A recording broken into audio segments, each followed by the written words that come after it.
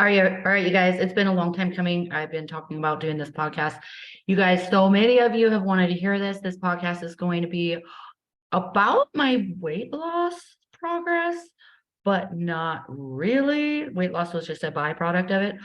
So I think a lot of you guys are going to learn a lot of growth through this podcast. And a lot of tips if you're looking to get healthier.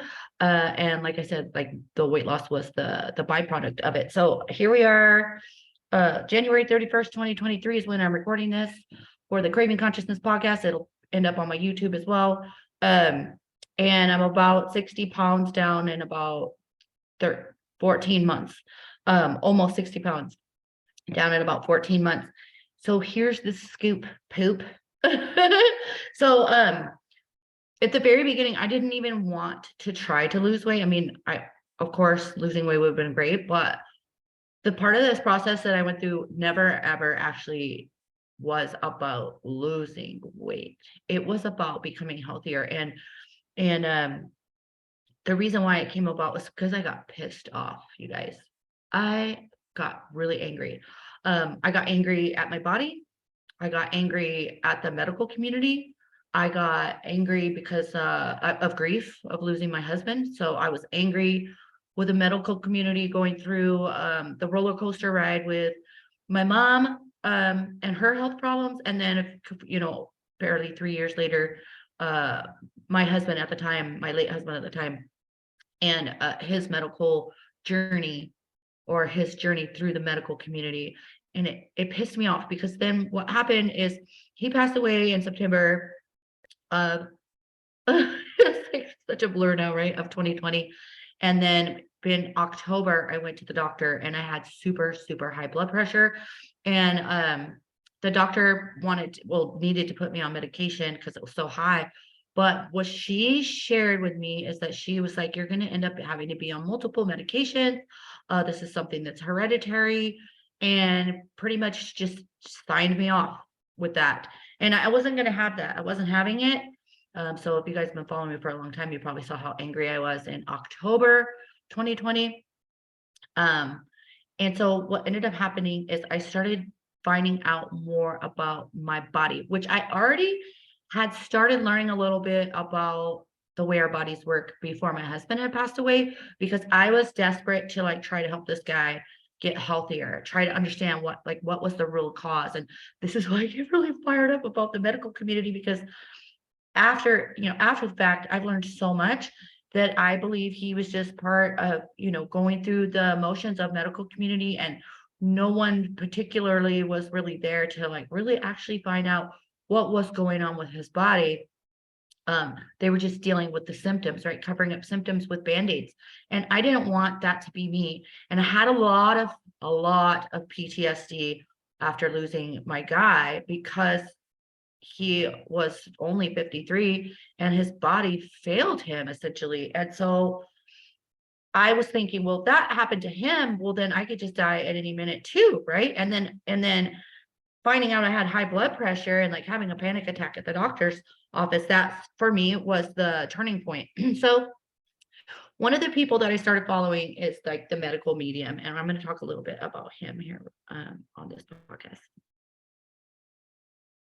So the medical medium's name is Anthony William, and he's written several books. A couple of them that I picked up was Cleanse to Heal and Liver Rescue. And I started just kind of making some of the recipes that were in there, because they're gluten-free, dairy-free, oil-free, soy-free, all the things that you don't necessarily want.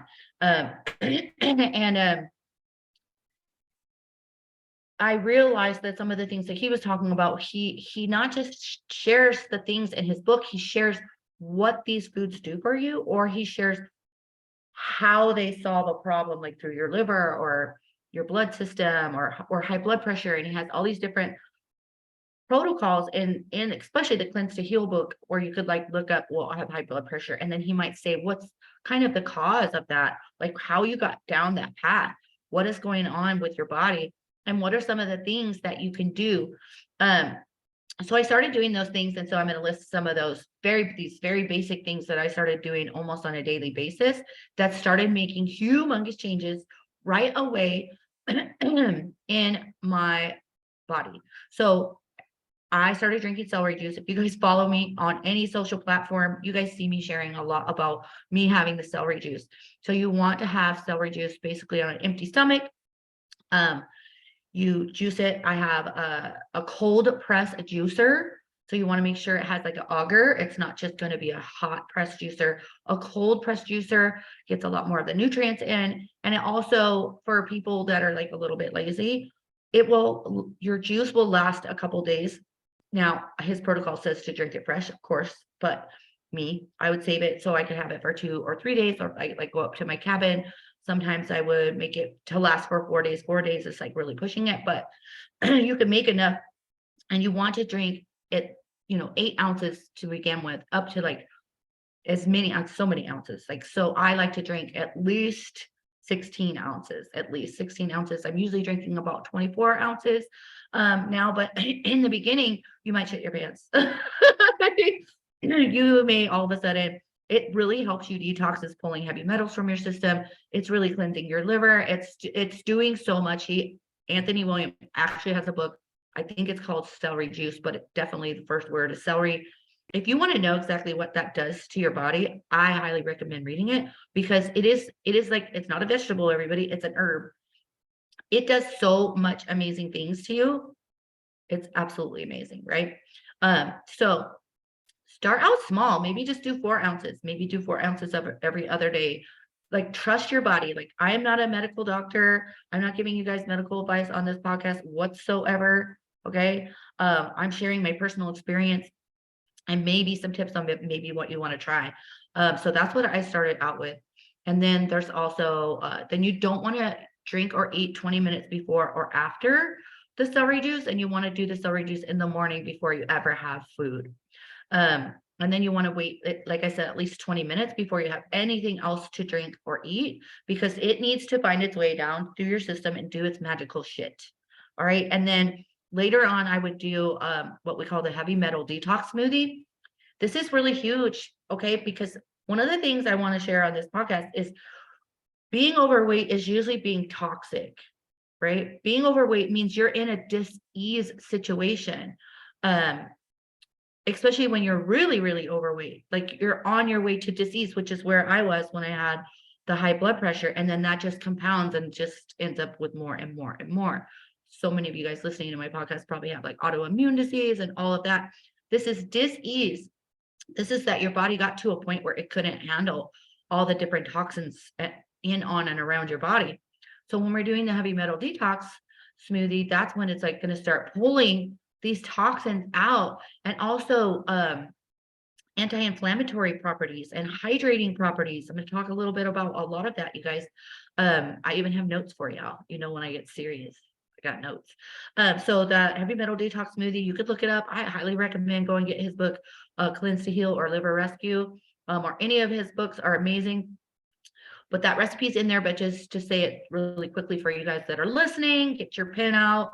It is like, I just make a half of the smoothie. So I do 1 banana, a cup of frozen wild blueberries. You want wild blueberries. They have so many amazing things about them that are different than just your regular blueberry. No disrespect, regular blueberries, but wild blueberries, a couple frozen wild blueberries, and then a handful of cilantro. I know that sounds crazy.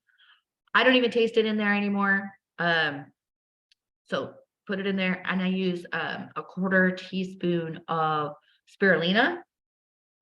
And then he also calls for barley grass, but at the time I was staying away from grains, gluten, so I don't use the barley grass. And then also dulce flakes, dulce flakes, DULSE flakes. Those are little fish flakes. And like I said, the spirulina. And then I always peel a whole orange and put it in there, but he calls for like 1 cup of organic orange juice. And then I also put a cup of, obviously, like reverse osmosis water, so you're not getting that fluoride, you're not canceling it back out, putting these heavy metals back into your system while you're drinking the smoothie. That is amazing. Just those two things. I want to say in the beginning, if I looked back, probably my first 20 pounds was probably the celery juice, because it cleanses your colon so much. And you think about, like, right now at this time of the recording the podcast, I'm 50 years old. And I'm sure most of you guys have heard about how much like red meat or how much crap you have all throughout your intestines and all in your colon when you get to be older. And it's so many pounds. Not only is it weight, it is creating like a shitstorm down there for like parasites and gross things that I don't even know the name of, that's going to just be eating on that, right? And like rotting inside your system. I know this sounds disgusting, where it's like against your intestinal wall. Like, well, I could just go on a little bit, but I'm not going to. But those things alone is going to help you, right? Something else that really got me fired up when I first started cleansing was I learned about what dirty blood is. And I truly believe that my late husband had dirty blood, and that if he would have known what that was and how to reverse it, he would have been way the fuck better off and would have lived a lot longer. So like dirty blood is when we're lacking all these nutrients and we're really dehydrated.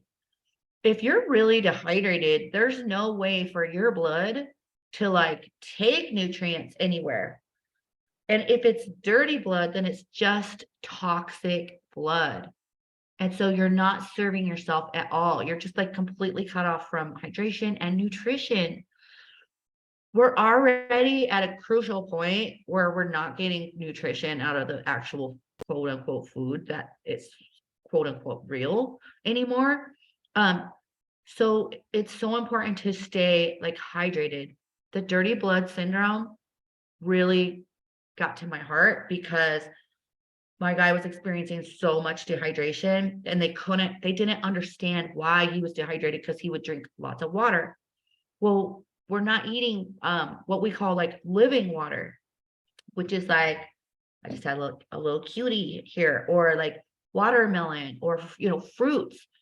A big thing around like the dieting industry too is like, stay away from sugar. Don't eat all the sugar. So forever I was always avoiding fruit. I'm like, nope, I can't have fruit. That's high in carbs. That's high in sugar. I can't have it. Like, we cut ourselves off from actual real freaking food because of the dieting industry telling us all these different fads. And trust me, I was on a diet since I was 9 years old. My mom put me on a diet since I was 9 years old. So I grew up with a major mind fuck around weight and around what dieting was and around what was a good diet, a bad diet, and all those things.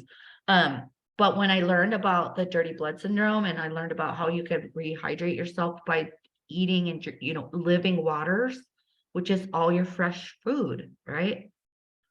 It just almost makes sense. So what I ended up doing next is I ended up just starting like going walking for like 10 minutes. Just around like my condo association, just to get out of the house. And really, honestly, you guys, the walking started because of my grief. I couldn't handle sitting in these walls of my condo all day, because I had taken time off of my work. And so I would just stare out the window and cry. Grief is terrible. So I would just start going out for like 10 minutes. And then one day I challenged myself to go around twice. And then one day I challenged myself to go around 3 times. And then I met some people at our pool. And I started talking about how I do that walking, because they were talking about how they did their walking. And we discovered that it might have been maybe 1.5 miles. I don't think it's that much. But at the time I was like, oh, I'm going 1.5 miles. But I met these other people and we were talking at the pool, and they were saying, well, I walk 5 miles a day, or I walk 8 miles a day. Now, let's slowly talk about this, because old me, and maybe some of you are like, yeah, right. Like, good for you walking 5 and 8 miles a day. Gee, must be nice, right? Those are just like thoughts that come up for some of us. Or what is the thought that came up for you? Like, I don't have time for that. Or when am I supposed to do that? Like, it's automatically like a rejection in your mind, right? Because you're so set in your way that just sounds funny. Or for example, the one person that I'm kind of referencing would say, Well, I go outside of the condo walls and I go all the way to such and such park. And I'm like, well, I've never thought about like leaving the condo walls. I was thinking about, I'm going to be doing 75 laps around this damn place. So things that I never thought about or things that I resisted, I started accepting these things because I was in a place of trauma. And the point I want to put here is you don't have to be in a place of trauma. You just have to be in a place of consciousness, like our podcast, right? Craving consciousness. And you want to consciously ask yourself, are you ready for change? And if you are, then pay attention to some of these beliefs where you're like, yeah, right. Some of the other beliefs that I had, besides leaving the condo walls, which I ended up doing, and then that was more fun because it's more of a view, right? More of like you see other people and there's like a sidewalk, like trees and stuff. Um, so I changed that belief around myself, and also changed my belief around I could get up and do it at 7 a.m. since at that time it was summertime. It was like probably August when I started going outside the condo walls and doing more walking. So I'm like, well, if I'm going to really do this, then I'm going to get up at 7 a.m. And so I started seeing these different people like jogging out early in the morning that I never would have seen before, because my old routine before my husband passed away, I would sleep till like 10:30, and then I would get on by 11 o'clock and be doing a Facebook Live, and then I would work pretty much all day. Who knows what the hell I was doing all day. Because all of that work really isn't productivity. But I started changing, like, oh, I could do this at 7. Like, it's gonna be okay. If you get up at 7 instead of 10:30. And it's gonna be okay if you get up at 7 and you still don't work until 11. But now you've gotten like 4 hours of actual time just for you, right? And I know this is not 4 hours is not necessarily possible for everybody, but come on. There's something else there, right? We're always talking about time in our mind. We're always thinking about time. We need to like put that time away and like just be there for ourselves, whatever that might be. I want to step back to like some of the other ideas that I changed, right? So like how many of you guys have thought, or somebody says, you'll never see me running, because if you see me running, that must mean somebody's chasing me. Like I'm not a runner, I'm not a jogger. Those are just beliefs that you have put in the past. Like those are just thoughts that came together and became solid. And then one day you didn't question them anymore, and you pushed away anything that didn't match with that. So you get to change your ideas around certain things, like around running. Like, do I run yet? Do I plan to? No, not necessarily. But will I? Maybe someday I will, instead of saying, oh, you'll never see me run because somebody will chase me. Or another thing that I had is like the way our brain cells attach to different ideas, right? So say, for example, I like to use smoking a lot because many moons ago I used to smoke, and I think a lot of people could probably relate. Is like if a smoker has like a spicy meal, they want to have a cigarette after a spicy meal. If they had like some sort of sex or something, they wanted to have a cigarette after that. Or like after a long movie, they wanted to have this cigarette. So your brain cells attached to spicy food, sex, and movies. So anytime you go to do those things, you don't even have to think, you don't even have to make yourself think about having a cigarette. It just is automatically there. Same thing with like swimming. So I had associated, drinking alcohol with swimming, or just sitting and reading a book with swimming. Those still are, I associate that still relaxation, pleasure with the swimming pool. But what can we ask ourselves, what if we went swimming and did like 5 laps? What if we went swimming and did 5 laps every time we went swimming? Every time. Those small little changes. And maybe you still bring your book, maybe you still have a cocktail. But if you're doing those 5 laps, these small changes create new habits and create new beliefs about what you do around swimming, or what you do if you're jogging, right? You have to do this if you stop doing things like smoking, right? You have a spicy meal. Well, guess what? I don't smoke after that spicy meal anymore. You're training yourself to think differently, whether it's you're adding something new in or taking something away. So these small changes. Other things that I would do is like, I used to like put my trash in the back of my car. I know this sounds super lazy. And I would just drive it to the dumpster because I live in a condo. And so I stopped doing that. Take your trash, like walk it over there. Like you're getting like 500 steps versus not 500 steps. I used to drink caffeine. I stopped drinking caffeine. I'm gonna share some of the things that I stopped doing with you guys too. That small change, right? Gave my body a chance to like be on its own, gave my adrenals a chance to do what they're meant to do instead of like forcing them with caffeine. I used to have like juice, like if I had like a cocktail, I would put like juices in it. And I stopped doing that, like just that little bit of juice. You're not drinking it anymore. So these simple changes are going to make big differences in the long run, right? And I'll talk about that, the long run here in a minute too, but I want to share with you what I do not keep at home now. So things that I don't keep at home, right? So I don't keep bread. Number one, I just live dang by myself right now. So if there's bread, like I would have to eat it all, and I'm never gonna be able to eat it all. But I don't keep it because of the gluten, right? Because of the grains that are in there. Of course, carbohydrates too, but I just don't keep it at home, right? I don't keep it at home. I don't keep eggs at home.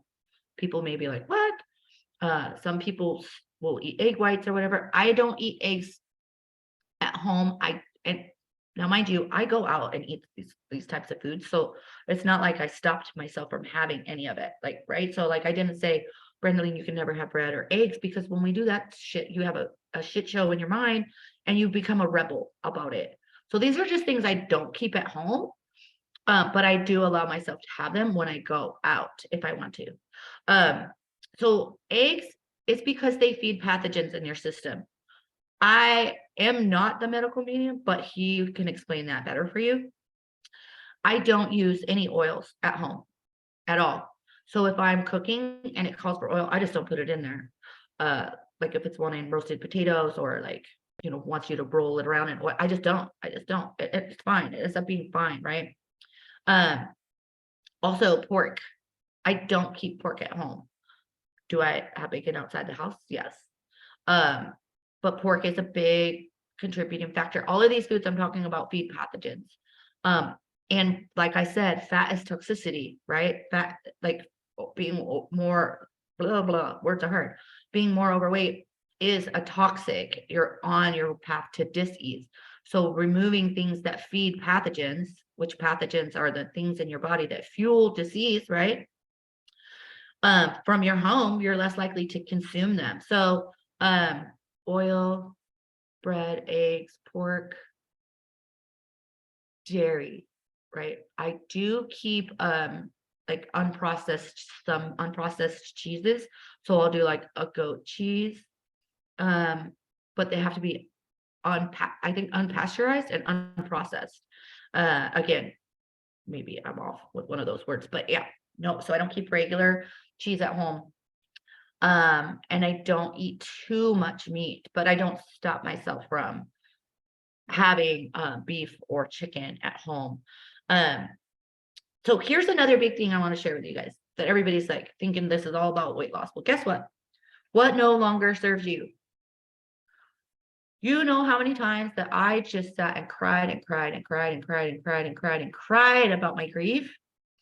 All of those tears, all of the trauma through my mother's death, through my late husband's death. It's all part of you processing that trauma. And trauma is also something that we hold on to, right? So when we do the inner work, when we allow ourselves to grieve, when we allow ourselves to look at that trauma, see what it is on the inside, and sit with ourselves to kind of process it and heal it, then it's going to come off of you, out of you. And then your body is going to shift. And the shape of your body. You guys know I like to talk about the shape of your body, your DNA imprint, your energetic being. All of this is energy.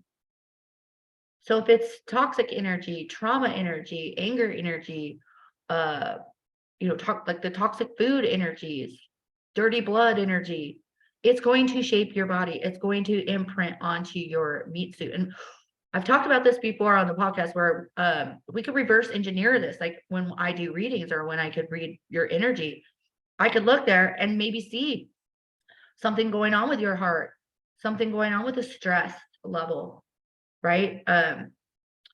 Different toxicities of your system. Are you alkaline? Like, is your liver pissed off? Probably. Your shape carries your story.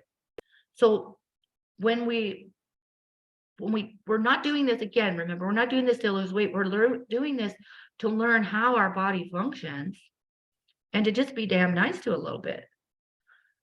I also want to say, my late husband always told me, add things in before you take things away. Because again, we're rebels. Like, how many of you guys are a rebel out there? Ain't nobody gonna tell me what to do, right? Ain't nobody gonna tell me what to do. If somebody tells me I can't eat a piece of bread, well, guess what? I'm gonna be eating a piece of bread. So all of this never came down to I wasn't allowed to have it. But I started adding in the things, the celery juice, the heavy metal detox smoothie, more fruit, watermelon juice, more different types of vegetables, more soup. Like soup is my thing. So that I'm adding all those in, and then you're not craving the other stuff, right? You're not craving the bread so much. You go out, you can have a piece of bread, go out and have a piece of bread.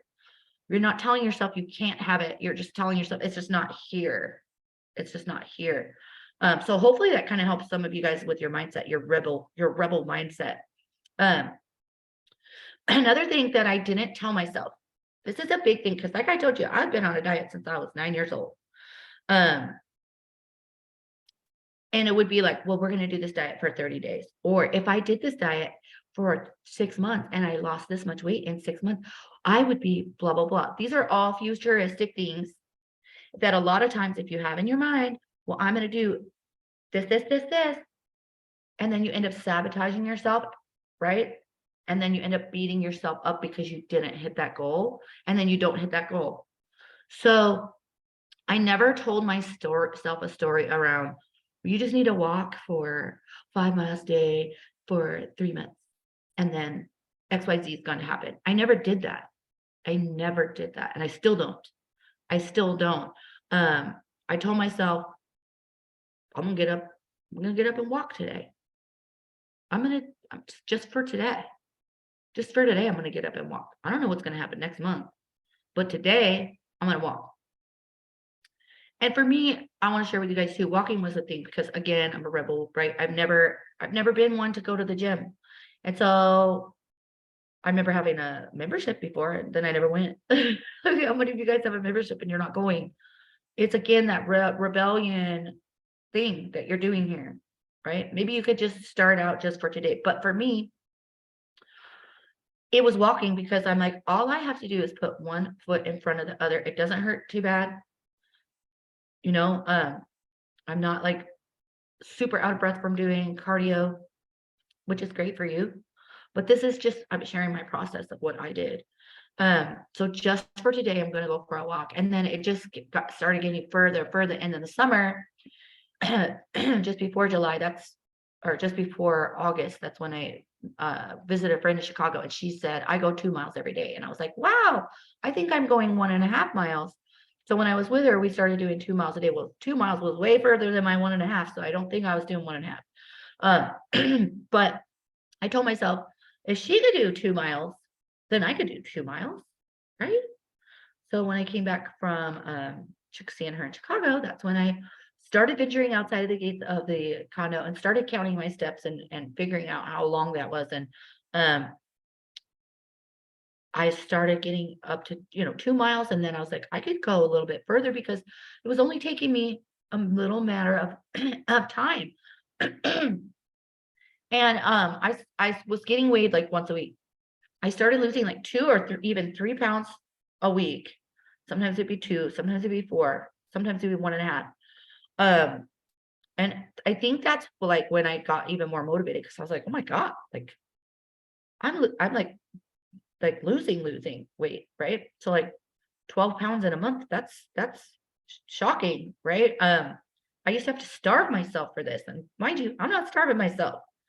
I'm eating all these fruits, the smoothie, celery juice, eating maybe regular dinner, but without the bread, you know what I mean? Making recipes out of that book, eating till I'm full, eating all the time. If I'm hungry, I'm gonna freaking eat. Ain't nobody got time to be starving. Cause trust me, I've been on, like, I used to do the HCD diet, the 500 calorie diet, and I was starving to death and not lose weight and then cry. I remember crying, going, I'm starving to death and I'm not losing weight because you're kicking your body's ass. But the thing too is, I started getting 2 to 4 miles a day. I started doing more. Because then I was like, this is super cool. Like, I'm gonna start doing 4 miles a day, just challenging myself to get up to like those 10, 12,000 steps per day.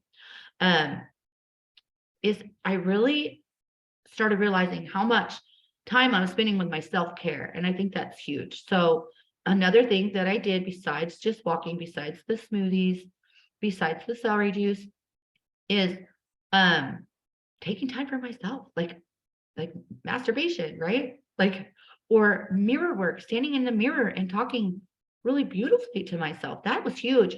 Like admiring the shape of your body for what it is right now, and loving it because it's your body. You made it, right? You made it that shape based on the knowledge that you had previously, and now you're learning. I put me first, never last, is what started happening.